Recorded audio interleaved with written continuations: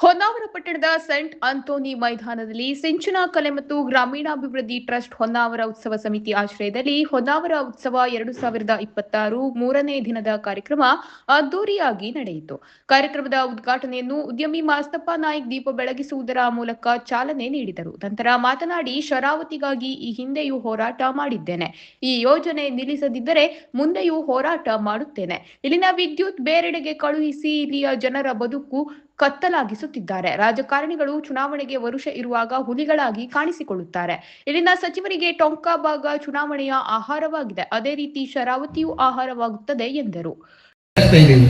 ಅದಕ್ಕೋಸ್ಕರ ನಾವು ಈ ಶರಾವತಿ ಇದನ್ನು ಕಾಪಾಡ್ಕೊಳ್ಳೋದು ನಮ್ಮ ಹಕ್ಕು. ಈಗಾಗಲೇ ನಾನು ಬಹಳ ಹೋರಾಟಗಳನ್ನು ಮಾಡಿದ್ದೇನೆ, ಮುಂದೆ ಮಾಡ್ತೇನೆ, ಬಿಡುವುದಿಲ್ಲ ಇದನ್ನು. ನೋಡಿ, ಇವತ್ತು ನಾವೆಲ್ಲ ಇಲ್ಲಿ ಪ್ರೋಗ್ರಾಮ್ದಲ್ಲಿದ್ದೇವೆ, ಆದರೆ ಇವತ್ತೊಂದು ಅಚ್ಚರಿಯ ದಿನವಾಗಿದೆ ನಮ್ಮ ಹೊನ್ನಾವರದಲ್ಲಿ. ಏನಂದ್ರೆ KPCR, ನಿಮ್ಗೆಲ್ಲ ಗೊತ್ತುಂಟು KPC, ಅಲ್ಲಿ ಇವತ್ತೊಂದು ಪ್ರೋಗ್ರಾಮ್ ನಡೀತಾ ಇದೆ. ಅಂದ್ರೆ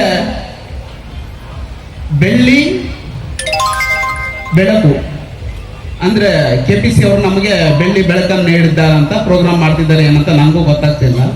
ಯಾಕಂದ್ರೆ ನಮ್ಮನ್ನು ಕತ್ತಲೆಗೆ ತಳ್ಳಿ ಇಲ್ಲಿಯ ಬೆಳಕನ್ನು ಬೇರೆ ಕಡೆ ಕಳಿಸ್ತಿದ್ದಾರೆ.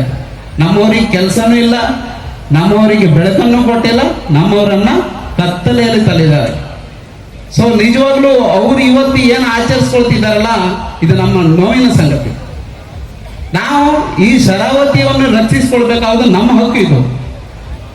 ಯಾಕಂದ್ರೆ ರಾಜಕಾರಣಿಗಳು ಈಗ ಬರೋದಿಲ್ಲ, ಅವರು ಹುಲಿ ವೇಷ ಹಾಕಂತಾರೆ. ಯಾವಾಗ? ಕನಿಷ್ಠ 1 ವರ್ಷ ಇರಬೇಕಾದ್ರೆ ಮಾತ್ರ ಹುಲಿ ವೇಷ ಹಾಕ. ಆ ಹುಲಿ ವೇಷ ಹಾಕೊಂಡ್ರೆ ನಮ್ಮ ಅಣ್ಣ ಬರ್ತಾನೆ, ನಮ್ಮ ಹುಲಿ ಬರ್ತಾನೆ, ನಮ್ಮ ಆ ಹುಲಿ ಬರ್ತಾನೆ, ಹೋಸ್ ತಗೊಂಡು ಆಮೇಲೆ ವರ್ಷ ಪೂರ್ತಿ ಕೊಳ್ಳೆ ಹೊಡೆಯಿದೆ ರಾಜಕಾರಣ. ಬಟ್ ನಮಗೆ ಅಂಥವ್ರು ಬೇಡ. ಯಾಕೆ? ಶರಾವತಿ ರಕ್ಷಿಸಿಕೊಳ್ಳೋದು ನಮ್ಗೇನು ದೊಡ್ಡ ವಿಷಯ ಅಲ್ಲ. ರಾಜಕಾರಣಿಗಳು ಇದ್ದಾರೆ, ಇಲ್ಲಿ ಸಾಮಾನ್ಯ ರಾಜಕಾರಣಿಗಳು ಸಚಿವರಿದ್ದಾರೆ, ಅವರು ಕೂಡ ಮನಸ್ಸು ಮಾಡಿದ್ರೆ 1 ದಿನದಲ್ಲಿ ಅದನ್ನು ಮೊಟಕುಗೊಳಿಸ್ಬೋದಿತ್ತು. ಬಟ್ ಅವ್ರು ಮಾಡೋದಿಲ್ಲ. ಯಾಕಂದ್ರೆ ಟೊಂಕ ಭಾಗ ಅವ್ರಿಗೊಂದು ಆಹಾರ ಆಗಿದೆ. ಅದೇ ರೀತಿ ಶರಾವತಿ ಕೂಡ ಒಂದು ಆಹಾರ ಆಗ್ತದೆ. ಬಟ್ ನಾವು ಮಾತ್ರ ಇದನ್ನು ಬಿಡುವುದಿಲ್ಲ. ಈ ಸರಿ ಸಂಸತ್ನಲ್ಲಿ, ಪಾರ್ಲಿಮೆಂಟ್ನಲ್ಲಿ ಒಂದು ಅಚ್ಚರಿಯ ವಿಷಯ ಹೇಳಿದ್ರು ಒಬ್ರು ಸಂಸದರು. ಡಾಕ್ಟರ್ ಪ್ರಕಾಶ್ ನಾಯ್ಕ್, ಪಟ್ಟಣ ಪಂಚಾಯತ್ ಮುಖ್ಯಾಧಿಕಾರಿ ಏಸು ಬೆಂಗಳೂರು, ಶ್ರೀ ಯದುವೀರ ಕೋಆಪರೇಟಿವ್ ಸೊಸೈಟಿಯ ಅಧ್ಯಕ್ಷ ಶ್ರೀಕಾಂತ್ ನಾಯ್ಕ್, ಯುವ ಉದ್ಯಮಿ ಆಶ್ರಿತ್ ನಾಯ್ಕ್, ರಾಜು ನಾಯ್ಕ್, ಮಂಕಿ, ಮೆಹಂದಿ ಆರ್ಟಿಸ್ಟ್ ಅರ್ಚನಾ ನಾಯ್ಕ್, ಮಂಗಳಮುಖಿ ಸಂಧ್ಯಾ ಅವರನ್ನು ಸನ್ಮಾನಿಸಿ ಗೌರವಿಸಲಾಯಿತು. ಕಾರ್ಯಕ್ರಮದ ಅಧ್ಯಕ್ಷತೆ ವಹಿಸಿದ್ದ ಉತ್ಸವ ಸಮಿತಿ ಗೌರವಾಧ್ಯಕ್ಷರಾದ ಮಂಜುನಾಥ್ ನಾಯ್ಕ್ ಮಾತನಾಡಿ, ಸ್ಥಳೀಯ ಪ್ರತಿಭೆಗೆ ಪ್ರೋತ್ಸಾಹ ನೀಡಬೇಕು, ಸರ್ವ ಜನಾಂಗದ ಶಾಂತಿಯ ತೋಟ ಆಗಬೇಕೆನ್ನುವುದಾಗಿದೆ. ಮಾಸ್ತಪ್ಪ ನಾಯ್ಕ್ ಅವರು ರೋಷದಿಂದ ಮಾತನಾಡಿರಬಹುದು, ಯಾರು ತಪ್ಪು ತಿಳಿದುಕೊಳ್ಳಬೇಡಿ. ಅವರ ಮಾತಿನಿಂದ ಯಾರಿಗಾದರೂ ನೋವಾಗಿದೆ ಕ್ಷಮಿಸಿ ಎಂದು ವೇದಿಕೆ ಪರವಾಗಿ ಕ್ಷಮೆ ಕೇಳುತ್ತೇನೆ. ಮಾಸ್ತಪ್ಪ ನಾಯ್ಕ್ ಅವರ ಜನಪರ ಹೋರಾಟಕ್ಕೆ ನಾವು ಜೊತೆಗಿದ್ದೇವೆ ಎಂದರು. ಕಾನ್ಸೆಪ್ಟ್ ಅನ್ನ ಮಾಡಿದ್ವಲ್ಲ, ಇದನ್ನ ನಾವು ಮಾಡಿದ್ದು ಯಾಕಂತ ಹೇಳಿದ್ರೆ, ಸ್ಥಳೀಯ ಪ್ರತಿಭೆಗಳಿಗೆ ನಾವು ಒಂದು ವೇದಿಕೆಯನ್ನು ನಿರ್ಮಾಣ ಮಾಡಿಕೊಡೋದಕ್ಕೆ, ಅದೇ ರೀತಿ ನಮ್ಮ ರಾಜ್ಯದಲ್ಲಿ ಇರುವಂಥ ಕಲಾವಿದರನ್ನ ಕರೆಸಿ ಅವ್ರ ಮೂಲಕ ಮನರಂಜನೆ ಕೊಡಿಸುವುದಲ್ಲದೆ ಅವರಿಂದ ನಾವು ಏನನ್ನ ತಿಳ್ಕೊಳ್ಬೋದು, ಕಲಿಬಹುದು ಅನ್ನೋದಕ್ಕಾಗಿ ನಾವು ಈ ಒಂದು ಕಾರ್ಯಕ್ರಮವನ್ನು ಹಮ್ಮಿಕೊಂಡಿದ್ವಿ. ಮತ್ತು ನನಗೆ ಅಥವಾ ನಮ್ಮ ಸಮಿತಿಗೆ ಬೇಕಾಗಿದ್ದು ಏನಂತ ಹೇಳಿದ್ರೆ, ಈ ಹೊನ್ನಾವರ ಉತ್ಸವಕ್ಕೆ ಬಂದಂಥ ಎಲ್ಲ ಭಾಗದಲ್ಲಿ ಇದೊಂದು ಸರ್ವ ಜನಾಂಗದ ಶಾಂತಿಯ ತೋಟ ಆಗ್ಬೇಕಂತ ಹೇಳಿ. ಹಾಗಾಗಿ ಅದೇ ರೀತಿಯಲ್ಲಿ ಈ ವೇದಿಕೆಯೂ ಇದೆ, ವೇದಿಕೆಯ ಮುಂಭಾಗದಲ್ಲಿ ಇದ್ದವರು ಇದ್ದಾರೆ. ಹಾಗಾಗಿ ಎಲ್ಲರಿಗೂ ನಾನು ಈ ಸಮಿತಿಯ ಪರವಾಗಿ ಅಭಿನಂದನೆಯನ್ನು ಸಲ್ಲಿಸ್ತೇನೆ. ಇನ್ನೊಂದು ಮುಖ್ಯವಾದ ವಿಷಯ, ಮಾಸ್ತಪ್ಪ ನಾಯ್ಕರವರು ಈಗಾಗಲೇ ಉದ್ಘಾಟನೆ ಮಾಡಿದ್ರು ಕಾರ್ಯಕ್ರಮ. ಅವರು ಒಬ್ಬ ಯಶಸ್ವಿ ಉದ್ಯಮಿ. ಸ್ವಲ್ಪ ರೋಷಾವೇಶ ಇದಿದೆ.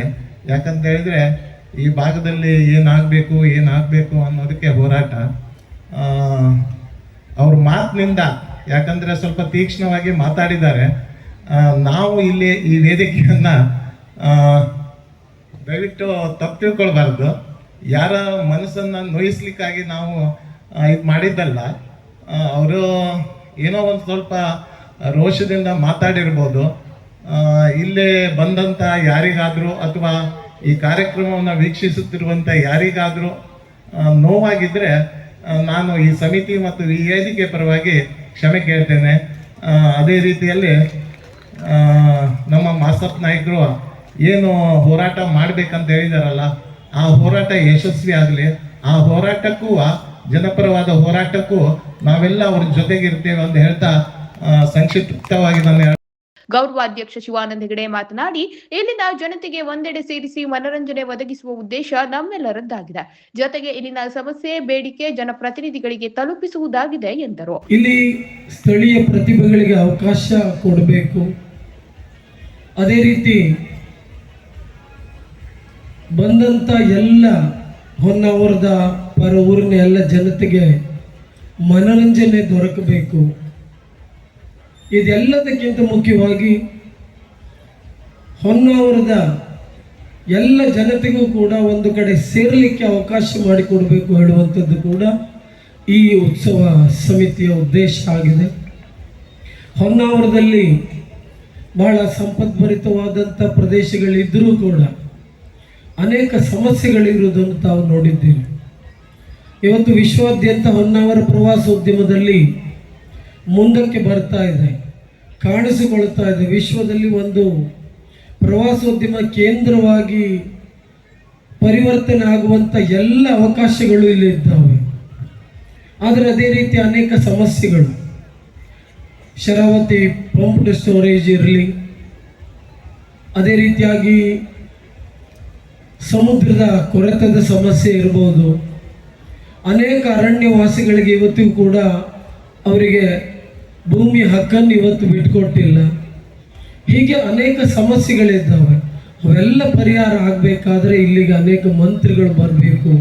ಅದರ ಜೊತೆಗೆ ನಿಮ್ಮ ಶಕ್ತಿ, ನಿಮ್ಮ ಬೇಡಿಕೆ ಅವರಿಗೆ ಹೋಗಬೇಕು. ನಿಮ್ಮ ಬೇಡಿಕೆ ಅವರಿಗೆ ಹೋದಾಗ ಮಾತ್ರ ಇಲ್ಲಿಯ ಪರಿಸ್ಥಿತಿ ಅರ್ಥ ಆಗಲಿಕ್ಕೆ ಸಾಧ್ಯ ಆಗ್ತದೆ. ಅನೇಕ ಜನ ಈ ಸಮಸ್ಯೆಗಳನ್ನು ಮನವರಿಕೆ ಮಾಡಿಕೊಡ್ಲಿಕ್ಕೂ ಕೂಡ ಅವಕಾಶ ಆಗಬೇಕು ಹೇಳುವಂಥ ಅನೇಕ ಉದ್ದೇಶಗಳನ್ನು ಇಟ್ಟುಕೊಂಡು ಈ ಉತ್ಸವವನ್ನು ಮಾಡ್ತಾ ಇದ್ದೇವೆ. ಈ ಉತ್ಸವ ವೇದಿಕೆಯಲ್ಲಿ ಜಿಲ್ಲಾ ಪಂಚಾಯತ್ ಮಾಜಿ ಸದಸ್ಯ ರತ್ನಾಕರ್ ನಾಯ್ಕ್, ಹೋರಾಟಗಾರರಾದ ಭಾಸ್ಕರ್ ಪಟ್ಗಾರ್, ವಿನೋದ್ ನಾಯ್ಕ್ ಕರ್ಕಿ ಕಾರ್ಯಕ್ರಮಕ್ಕೆ ಶುಭ ಕೋರಿದರು. ಹಳದಿಪುರ ಗ್ರಾಮ ಪಂಚಾಯತ್ ಸದಸ್ಯ ನವೀನ್ ನಾಯ್ಕ್, ಡಾಕ್ಟರ್ ಆಶಿಕ್ ಹೆಗ್ಡೆ, ಉಮೇಶ್ ಮೇಸ್ತಾ, ಗಣಪತಿ ಮೇಸ್ತಾ, ಮೋಹನ್ ಆಚಾರ್ಯ, ಕೃಷ್ಣ ಹರಿಜನ್ ಮತ್ತಿತರರು ಉಪಸ್ಥಿತರಿದ್ದರು. ಕೃಷ್ಣಾನಂದ್ ಭಟ್ ಸ್ವಾಗತಿಸಿ ಸುದೇಶ್ ನಾಯ್ಕ್ ಕಾರ್ಯಕ್ರಮ ನಿರ್ವಹಿಸಿದರು. ಕಾಮಿಡಿ ಖಿಲಾಡಿಗಳು ತಂಡದಿಂದ ಮನೋರಂಜನಾ ಕಾರ್ಯಕ್ರಮ ನೆರೆದ ಪ್ರೇಕ್ಷಕರಿಂದ ಮೆಚ್ಚುಗೆ ವ್ಯಕ್ತವಾಯಿತು.